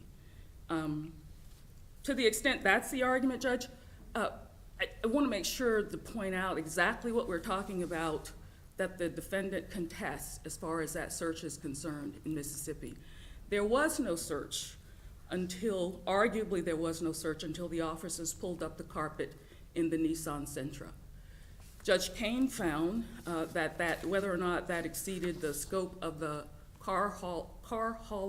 of the driver of the car hauler's consent was of no significance because he determined that Deputy Johnson, at that point, at the point he pulled up the carpet in the Sentra and discovered the additional sheet metalling, he had probable cause to do so. But the main point is, that's the only search that occurred. Deputy Johnson had, by the time he had done that, inspected the undercarriage of the vehicle, just by observation. From the exterior of the vehicle, he had noticed the tooling on the inside of the vehicle with the consent of the driver, and the defendant does not contest that the driver had was able to provide valid consent up to the point where Johnson pulled up the carpeting. So the only search that they're contesting is the pulling up of the carpeting. The only evidence that was obtained or arguably obtained as a result of that search, to the extent that it was illegal, was seeing the sheet metal, the additional layer of sheet metal, and if that in some way led to the seizure or the discovery of the aftermarket compartments once they got it off site, then that's the only piece of information that Special Agent Criswell and the district court relied on in determining whether or not there was probable cause for the South Carolina GPS warrant. The defendant does not challenge the stop at all. And I would point out that in addition to the lifting of the carpet Judge Kane found was supported by probable cause, there was also an intervening act. The hauler was asked and consented to going to a place more safe where they could conduct a search. At the shop that they drove off the highway to, the officers ran a drug dog around the hauler. The dog alerted for the presence of drugs at the Nissan. That authorized the complete search of the Nissan, and that is when the aftermarket compartments were discovered. So Special Agent Criswell did all he could do. There was no reason for him to know, let alone Deputy Johnson, who was working on an unrelated investigation at the time, that there might have been some illegality in pulling up the carpet. That's the unlawful activity that we have. That's it. They don't challenge the search. They don't challenge the stop. Could you go through your Leon good faith argument again? Yes, ma'am. On that? There's no claim that Special Agent Criswell was dishonest or reckless with the truth. There's no claim that the magistrate acted as a rubber stamp. The claim is that the warrant was so lacking in probable cause that the agent could not have reasonably relied on it. To that end, I think the argument is that he relied on unlawfully obtained evidence by virtue of the search, the pulling up of the carpet. The government does not agree that was an unlawful search, of course, but to the extent that that's the argument, that's it. That's all we're working with. We're not talking about the entire duration of the traffic stop. In fact, they don't even challenge the stop at all. They challenge the driver's consent, the car hauler driver's consent, only to the extent that they say that it did not authorize. And are we just presuming that that car was appellant's? Well, Your Honor, That he even had any privacy interest in that at all? the hauler provided the bill of lading to the deputy. In this particular case, the Nissan Sentra was being shipped from an individual in California. So does to the Mr. government, Twitty. does the government concede that appellant had a privacy interest in that car? No, Your Honor. No, Your Honor. Judge Kane just assumed it away. Just assumed it away. And under Crowder, the court found that the hauler had the authority to give valid consent for the search of the vehicle because it was unlocked. He had. Right, I had just, control of it. I'm trying to understand why appellant would have anything to argue about, since I don't know how he has a privacy interest in the car on that hauler. Well, I think it's wrapped up in his argument that the search warrant for the location data was deficient or did not contain sufficient probable cause. Right, I just don't think the car was his at that time. Well, This is not your, I'm on your side on this. So you don't have to argue their side of that. I just wonder why yeah, as Judge Richardson said, it was just assumed away, Yes. that part of, the beginning part of an analysis. yes, Your Honor. Okay. So back to Special Agent Criswell. He did all he could do. He relied on the information provided to him by an officer in another agency in another jurisdiction And that's why good faith should apply. That's one of the reasons why good faith should apply. I've read Your Honor, or the court's Moat decision in declining to apply the good faith exception in a case where officers entered a home without a warrant and during a struggle and a protective sweep discovered drugs and guns, and then turned around and used the illegally obtained evidence in order to get a search warrant without disclosing the illegal nature of how they got into the house in the first place. This is not that. Special Agent Criswell disclosed fully that Officer Johnson pulled up the carpet when he inspected the car in Mississippi. The magistrate had that before it when it decided to issue the warrant. What do you have to say about the Rule 41 repeated Rule 41 violations by law enforcement here? Your Honor, there was much discussion about that during the two-day suppression hearing. Criswell testified, or Agent Criswell testified, for a good bulk of the hearing.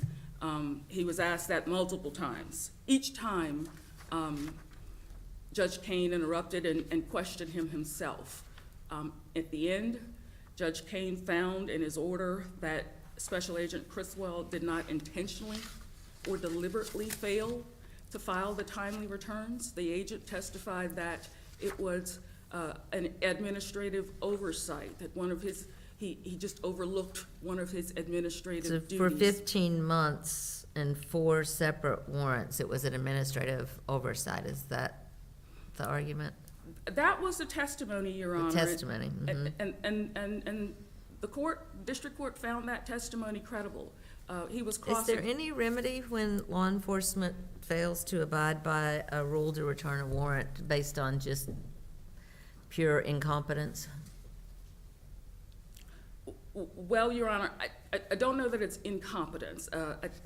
What is it? The testimony was that he was working on multiple investigations at the time. So negligence? I don't know that, it was unintentional, it was not deliberate. Okay, so does it have to be intentional for there to be a remedy? Yes, Your Honor, that's the Okay. guidance from this court and And many that's, others. yeah, that was my question, is that, so there's no remedy for incompetence or negligence or administrative oversight? Well, there's a burden on the defendant. He's got to show some prejudice, and Judge Kane found time and time again, or gave him ample opportunity to show. And I think appellant has conceded that he can't show prejudice. So, you're correct. We're bound by the law of this circuit and many others. The search would have occurred regardless of whether or not Special Agent Criswell returned the returns on time. There is some penalty, I suppose. I've read dozens of cases where there's an unnecessary delay in executing a warrant, but that's not what we have here. This is an after-the-fact ministerial duty, and the law does not permit or does not provide for suppression of the evidence in the case where the conduct was unintentional. What would we or the district court have to find a failure to return the warrants 4 times over 15 months intentional?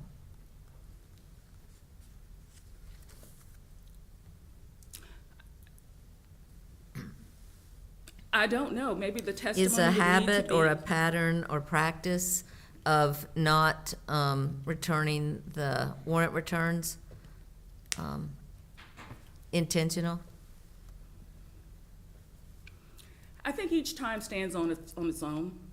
In this particular case, the agent testified that he was tied up with multiple investigations. This one came about unexpectedly. He was not working with law enforcement in Mississippi. This was not a coordinated effort. In fact, the postal case was kind of sitting on ice until they had time to get to it. So, It's such a basic thing to return a warrant. I mean, that's just sort of, that's part of it. It is. It's hard to imagine law enforcement not returning a warrant and just calling that administrative oversight. That's just what you do. It's hard to, it's It's a part of the process. difficult to think that wasn't intentional, but grossly negligent, I guess. And Judge Kane made the same observation. I think that the word has been sent, if it wasn't before, that this is a part of the responsibility officers or our agents take on when they apply to the magistrates for search warrants. But I guess well, go ahead. I'll ask opposing counsel. Your Honor, with regard to the argument or as to the wiretap violation, which I believe is the only one left, that is not, that was preserved. There just was no wiretap used in this case. Mr. Twitty insists that the law should be different and the Wiretap Act should apply to ping orders or real tracking orders, and that's just not the case. The agent testified over and over again, and there's no evidence that any wiretap was asked for or obtained by law enforcement. But I would like to wrap up, Your Honor, by just saying that the warrant application submitted to the magistrate by Special Agent Criswell found at starting at JA 585, contains sufficient probable cause for the issuance of the warrant. There's nothing on its face by which Special Agent Criswell should have known that the warrant was deficient. It identified the vehicle to be tracked by VIN number, make, and model. The evidence concerning the July 2018 seizure of the postal package was added to the evidence obtained in Mississippi.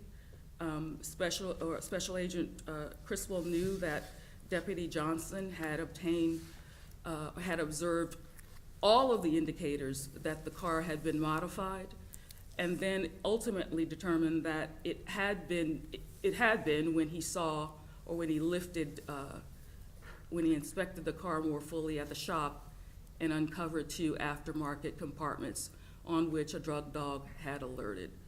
To the extent that the court considers wants to hear about the argument that the mail package seizure in 2018 was stale,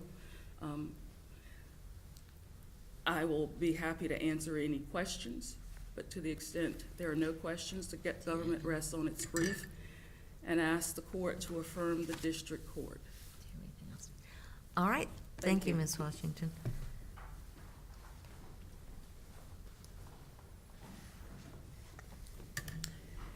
Thank you, Your Honors. I was actually rereading, Judge Thacker, your dissent in Stevens again this morning. And, the language in Leon that you sort of spoke about, it was that, responsible law enforcement officers will take care to learn what is required of them and will conform their conduct. And that's why we have the prophylactic remedy of the exclusionary rule. But there are things that happen in this case that I think sort of undermine the government's reliance on Leon. I mean, first of all, the pulling up of the carpet in Mississippi. This was not justified by the automobile exception, and I think pretty clearly this was a car that was on a car hauler, is more like the car that is, it was not a readily mobile car. It was more like a car being on blocks than being readily mobile, which is what's required under the Supreme Court in Pennsylvania versus LeBron But also, I mean, at the time that the Mississippi law enforcement officers were putting this tracker on the car, I mean, they did not seek any federal authority for doing this, even though the federal court in Mississippi was like 10 to 15 miles away. They didn't have any discussions with any prosecutors at all. They simply went ahead and put this tracker on the car. You know, I think this court can also take into account the late returns on the warrants. I think that factors into a Leon good faith analysis. Well, what would law enforcement have to gain by not returning the warrants on time? I mean, I think, I'm not sure what they would have to gain. What I think it indicates is an abject sort of lack of concern about the constitutional rights at play here. I mean, you know, when we talk about the GPS tracking system, and this is kind of what, you know, from Jones through Carpenter, I mean, we know that these sorts of searches are incredibly intrusive, right? I mean, it can show you, like, somebody's gone to a doctor's office, where they're going to church, whether they're attending political meetings. I mean, any sort of information that reveals a lot about the character of a person. And these are the sorts of things that this court recognized in Leaders of a Beautiful Struggle. So, I mean, we know that rules matter. We know that Rule 41 matters. We know that the Fourth Amendment matters. And when law enforcement violates these rules, I mean, there needs to be a remedy. And the remedy that we're asking this court to grant in this case is to give Mr. Twitty a new trial. If there are any other questions, I'm happy to entertain them. Do you have questions? Okay, All right, thank you. All right, we appreciate argument of both counsel, and we'll come down and greet counsel and go to our last case.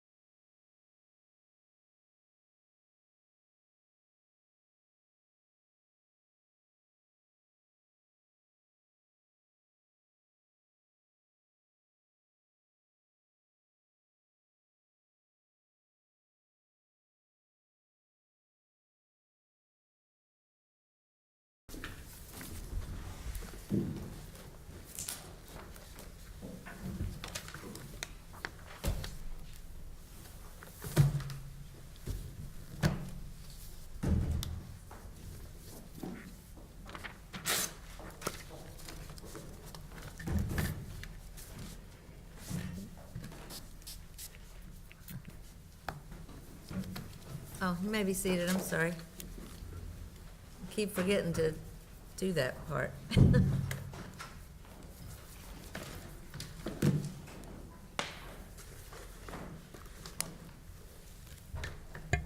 All right, we're ready to hear argument in our last case for the morning. United States versus Arlington County, Virginia.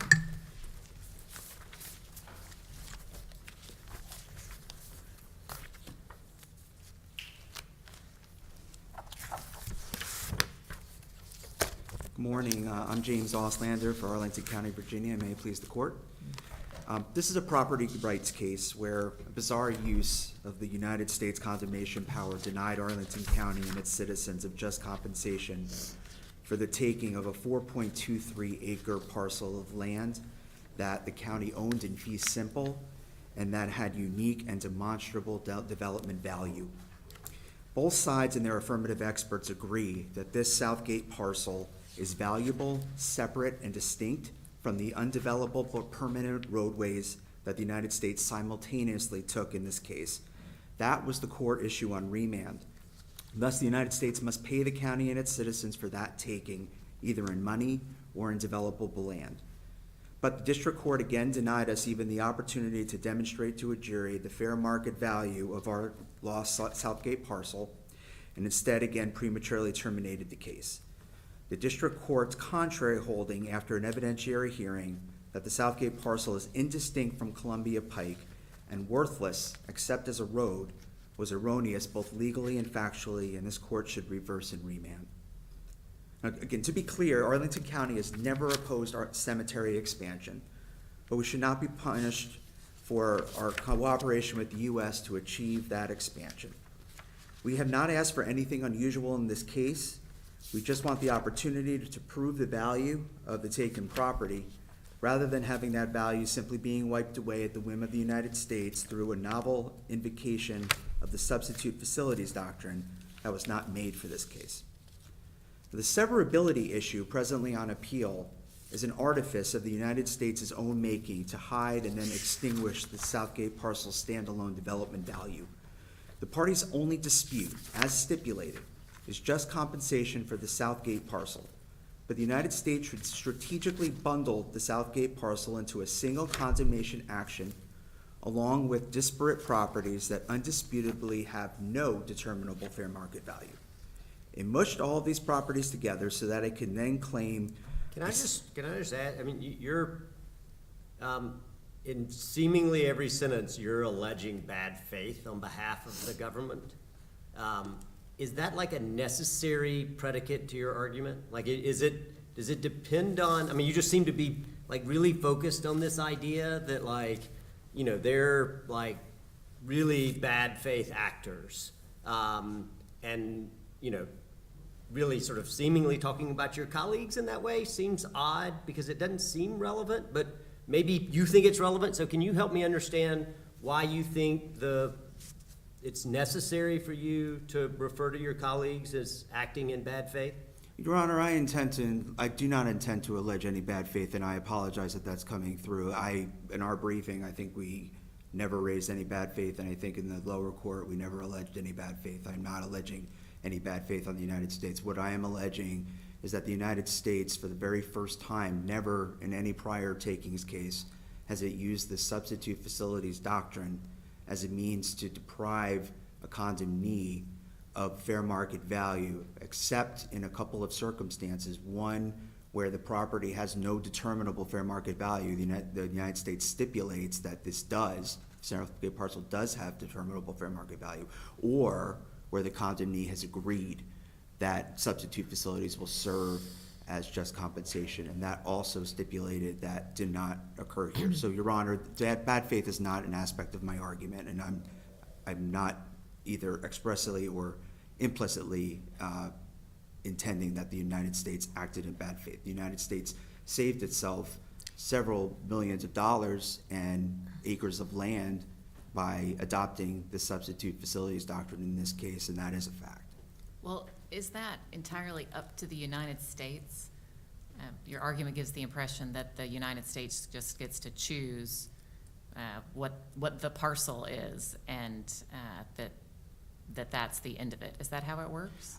No, Your Honor, but that is the United States theory in this case. But that's not what happened here, right? Didn't a court decide whether this parcel was part of a larger parcel and whether they were severable? I mean, that's what the proceedings in front of the district court were about, right? The district court decided whether they were severable and separate parcels, or whether it was one large parcel that must be considered together. Yeah, this case originated because the United States brought a single case,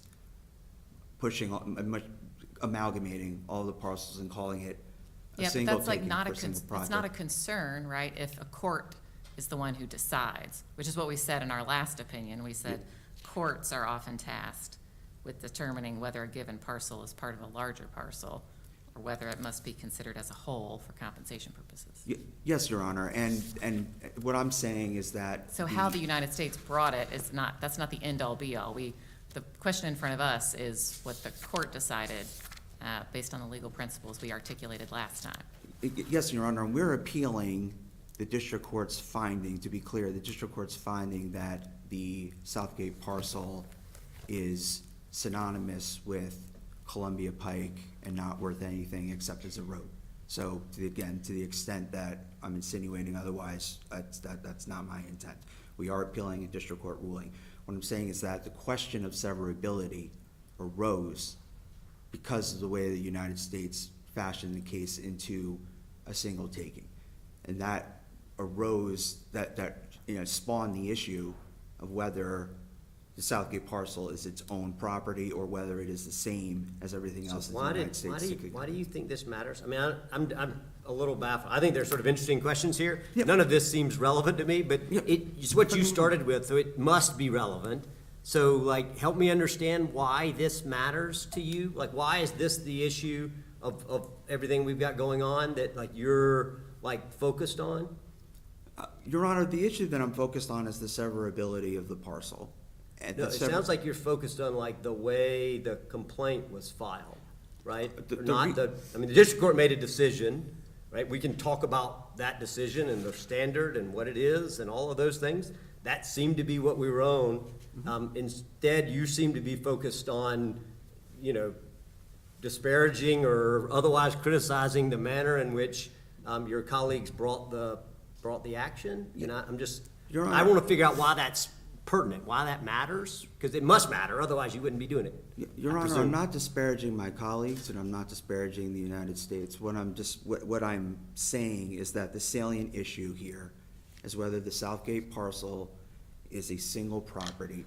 The United States created the issue of whether it's a single property by the manner it brought, and then its theory that it could dictate substitute facilities by offering them. And again, we've been through this a couple of times. This is now the third time that and we're the second time back in this court, where the United States has pushed its theory that would really expand the substitute Based on my facilities reading offering. of the record, didn't the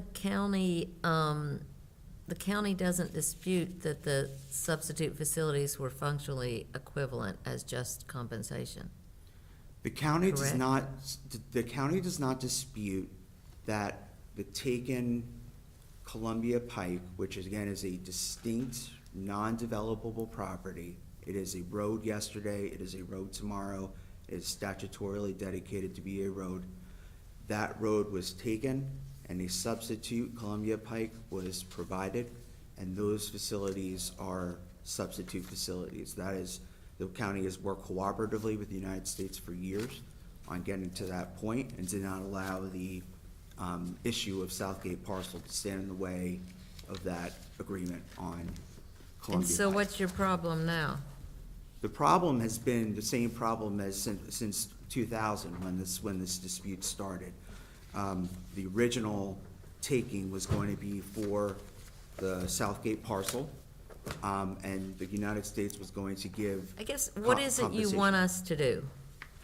What I like, well, the appeal is on this issue, and again, respect the prior opinion of this court that indicated that based on the evidence that was then before the court, a reasonable fact finder could determine.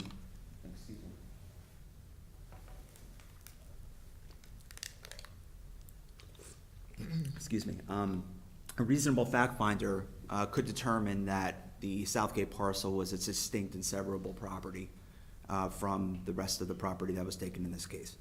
That issue was remanded, as Judge Rushing pointed out.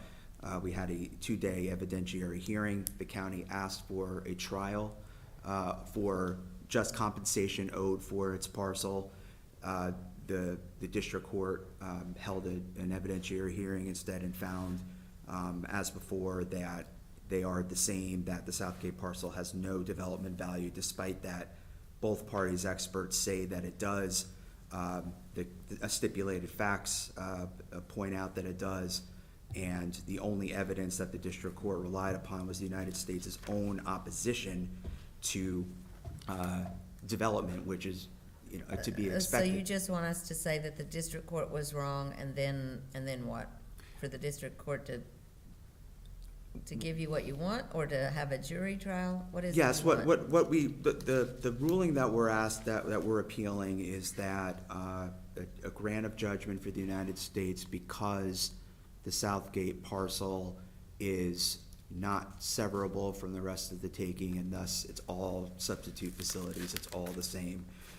What we're asking this court to do is to reverse, find the properties are severable, and remand to the district court for further proceedings. And what the county believes the proper next step is that we have a jury trial, like in most of these cases, on just compensation. But since on you've what the amount is. conceded the functional equivalence of the substitute facilities, what is it a jury would do? Your Honor, the county has not conceded substitute facilities for the Southgate parcel. That is stipulated and has never, the county has, in years, has never said that substitute facilities are appropriate for the Southgate parcel. Can I just Yes, ask a clarifying question? It seems to me you've conceded that if the properties are not severable, the United States compensation, these substitute facilities it is giving you for the entire non-severable parcel is functionally equivalent, right? The amount of the compensation, in that sense, you have not contested. Your Honor,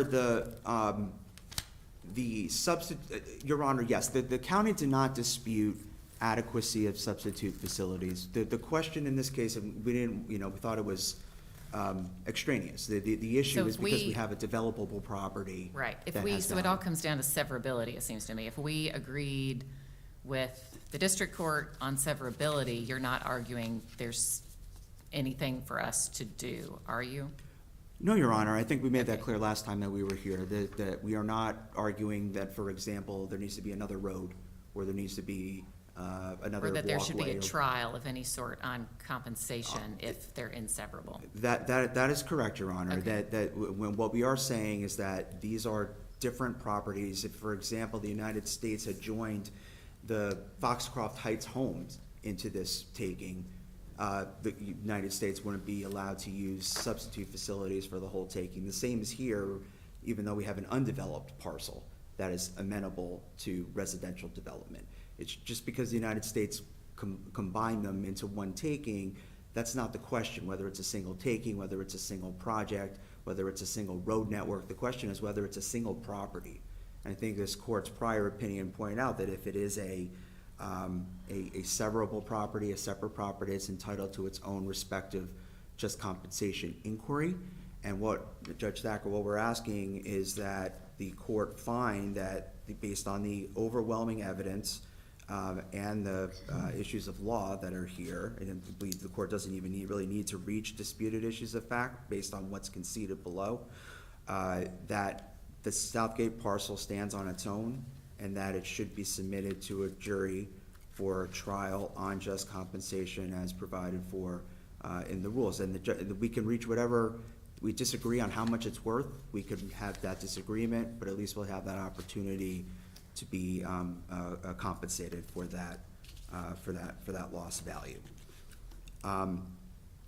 I do want to point out again that the substitute facilities doctrine, another way that this court can reverse is that this case does not fit a substitute facilities doctrine case. This would be been the very first case where the United States has applied substitute facilities where the condomnee did not agree to those substitute facilities for the taken property, or where the value was not determinable.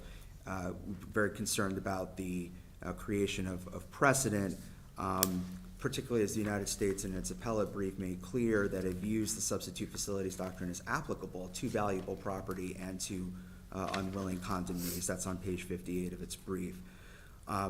The other point I wanted to make is that the purported opposition to any development of the Southgate parcel also raises concerns, because if that is enough to lower or remove the development value of property, you're gonna see a lot more of those kinds of claims. At base, we had one witness who works for the United States argued that they would oppose development. We don't have any evidence of widespread opposition, but more importantly, there's no evidence or testimony as to what that opposition would do to the county's own decision-making on its own land. It owns it in fee simple. That's the highest form of property right. The county makes decisions on its own land. That's stipulated in the facts also. So it's unclear as to what the salience is of a government as opposed to any other neighbor's opposition, let alone it being controlling in this case. With that, I'll reserve my time for reply or any other questions. All right, thank you. Thank you.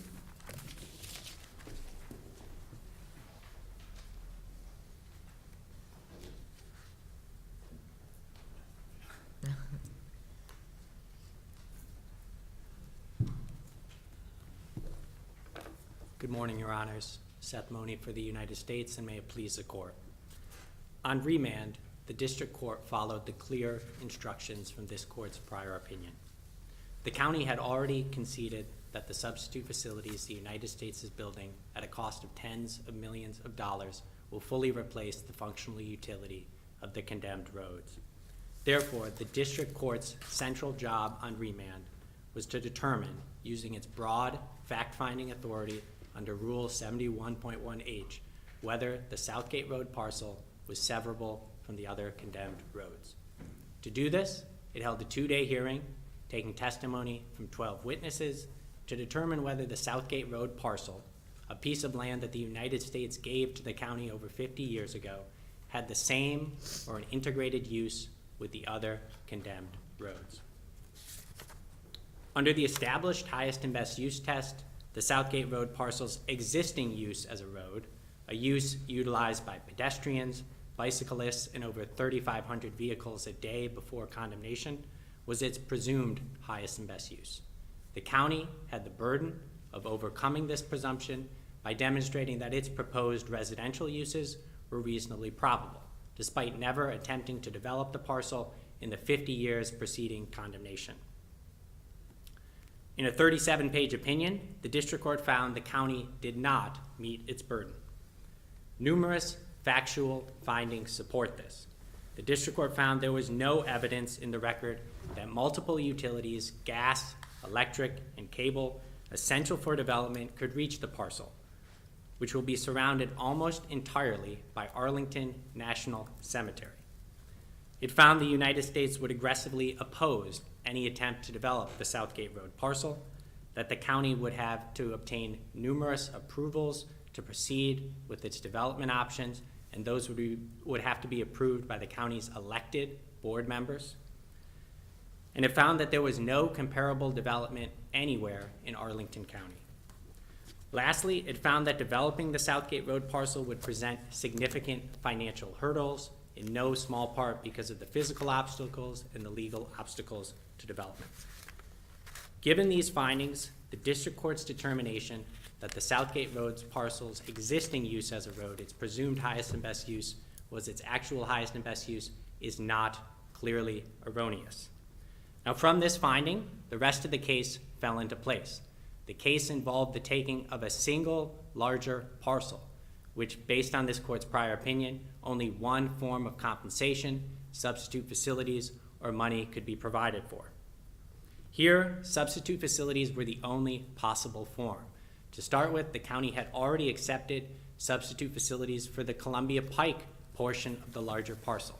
This means that substitute facilities had to be the form of compensation for the remainder of the larger parcel, including the Southgate Road parcel. Even if the county hadn't accepted substitute facilities for the Columbia Pike portion of the parcel, it would have had to avoid manifest injustice to the county. The county's former head of transportation testified that Columbia Pike is an essential roadway in the region and that it needed replacement, and as the district court found in her opinion, only the United States could provide a replacement because it owned nearly all the land to the north and south of Columbia Pike. Based on the county's concession that these substitute facilities will have the same utility as the condemned road network, no jury was necessary in this case. I'd like to just focus on a couple points that the county raised in its oral argument. To start with, this case would have turned out exactly the same if the county had just condemned the Southgate Road parcel by itself and the rest of the roadways in a separate taking. Based on this court's prior opinion, the district court had to determine what the highest and best use was of the Southgate Road parcel to determine if the case involved a single larger parcel. If the United States had just condemned the Southgate Road parcel, the district court would have conducted the same inquiry and assessed whether or not a proposed residential use for that parcel was reasonably probable. It would have reached the same conclusion. Second, the county says that substitute facilities are only appropriate when property lacks a determinable market value or the landowner agrees to it. That's not the case. This court, in its prior opinion, said non-monetary compensation can be appropriate when property lacks a determinable market value or it would result in manifest injustice to the public or the landowner. And this court was quoting the United States Supreme Court in United States v. Commodities Trading Corporation. Also, as I articulated, the district court did not solely rely on the United States opposition to development for determining that the proposed residential development was not reasonably probable. It relied on numerous findings under all of the prongs of the highest and best use test. Lastly, as emphasized, this case turns on a factual issue. The district court's factual determination under Rule 71.1H that residential development was not reasonably probable on the Southgate Road parcel. Unless there are further questions from the court, I will cede the rest of my time and respectfully request that this court affirm the judgment of the district court. Thank you, All Your right, Honor. thank you for your argument. Rebuttal?